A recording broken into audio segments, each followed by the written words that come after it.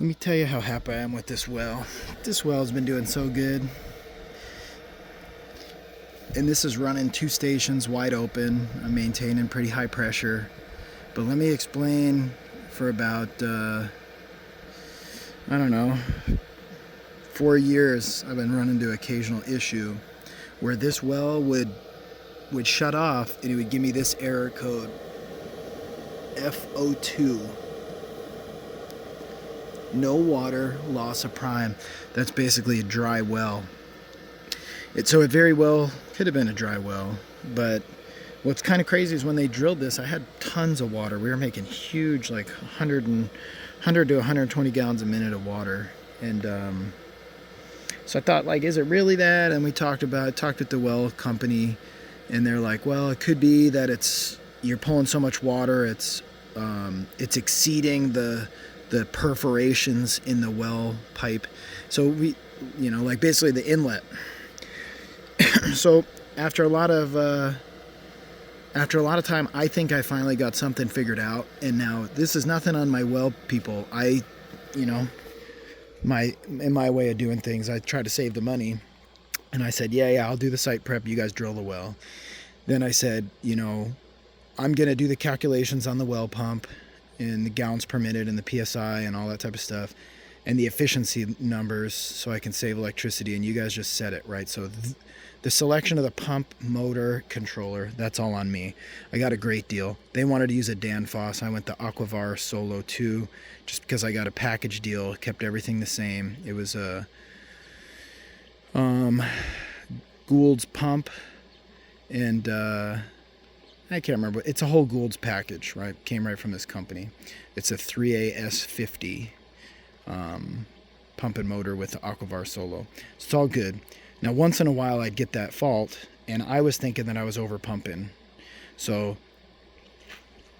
I would basically stagger things and have them run at different times to never try to draw this aquifer down too low. And that made the most sense to me. But let me show you something. When I take this off, at first I was actually getting another one. It's been a long time. It was, I think it was fo2 I used to get. So that would be a low water pressure. So like if I pumped a ton of things, running the pond, running 3-4 sprinkler stations or whatever, I would actually get the low water pressure warning. But I did an adjustment. I'm gonna pop this cover off and show you something.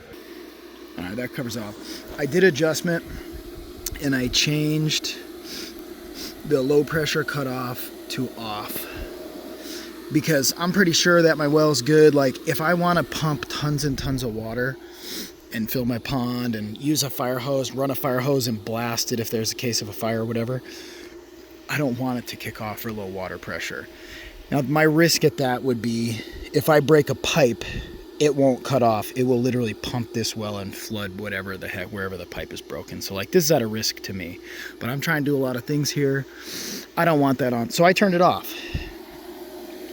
Then occasionally I'd get that fo2 for like dry well. And I did change the dry well sensitivity to low, and that really did help. But if I was pumping a lot of things once in a while, like once in a great while, all of a sudden, boom, I'd get the fo2. And I was like, man, I'm over pumping the well. But I didn't actually verify that, because I didn't want to have the company come back out. But the way I'd verify that, I'm a DIY person with a pretty good understanding, I think. I'm not a professional, so you take this how you want to take it. The way I'd verify that is to take this little cap out, and I would shoot a laser down, and it could measure the distance of the airspace before it hits water. And I could verify, am I actually pumping the well down? I've got this pump hung at about 225, I think. So if the water sits at a 150 and it goes down below 225, and I verify that, I'm absolutely over pumping the well. That'd be a correct diagnosis. So, a proper well technician would diagnose this correctly. And, that's probably actually what I should have done this whole time. But it's me being me, and I keep everything run around here, so I kind of want to understand my own things. So instead, thinking that I was over pumping the well, but not verifying it. What I started to do is go to this outlet valve and choke this over, so I'd limit the amount of flow that would leave, and that did seem to help. But still, once in a while, I get it to trip. And then when I actually went to the PDF troubleshooting manual for that FO2, and it says something about setting the actual pump current.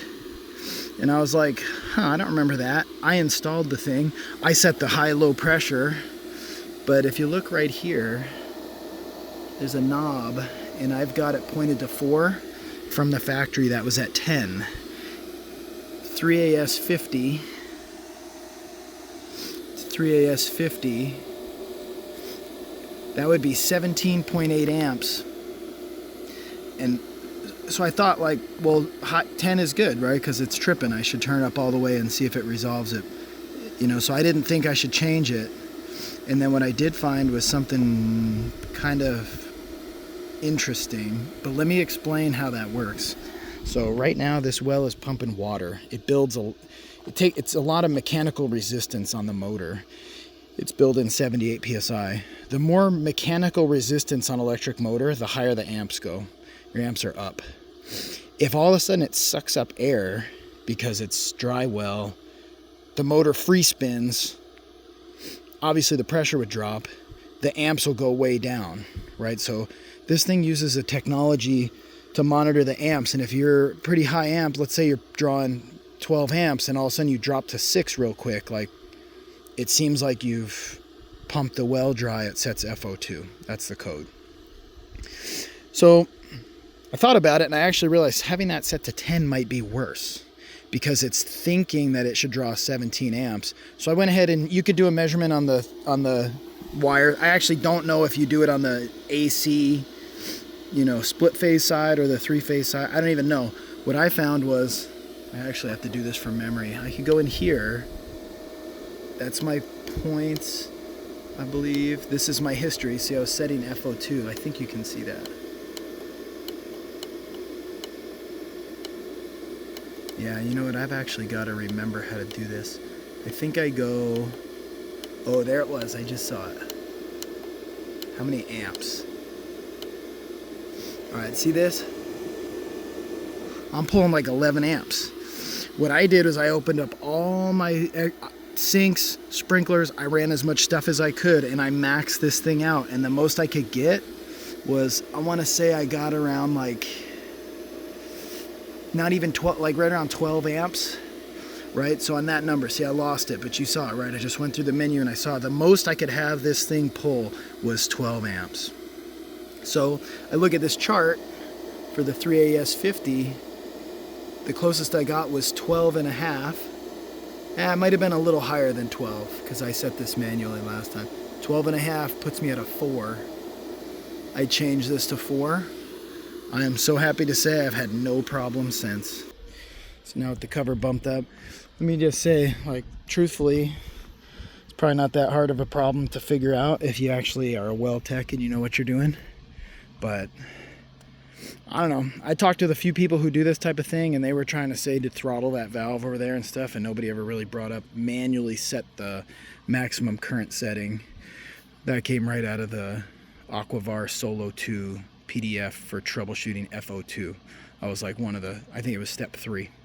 So me doing that minor adjustment, I'm pretty sure I got this resolved, which is awesome, because the way that this pump runs most efficiently is if I water several things all at once. So rather than having this pump run 16 hours a day with stations individually, I could drop it to 8, run 2 at a time, and have this thing just cranking. And that pressure from 80 may drop to like 60, but like 60 still provides a nice spray. So it's actually better for electricity, less run time on the pump, and I'm gonna say it's probably better for the pump because it's pushing against less pressure. So I think making that adjustment and no longer getting the false FO2 is going to save me a lot. Mostly use this for educational purposes. If you're not comfortable with potentially having a wrong setting on this and causing your well pump to burn up because it's actually a dry well, you better probably have somebody come out and measure your water level, see what it's doing. But thought it might be helpful. If I had seen this video, it would have changed my way of thinking. I probably could have fixed this years ago, or I could have just called the company out and had them figure it out. So maybe it'll help you.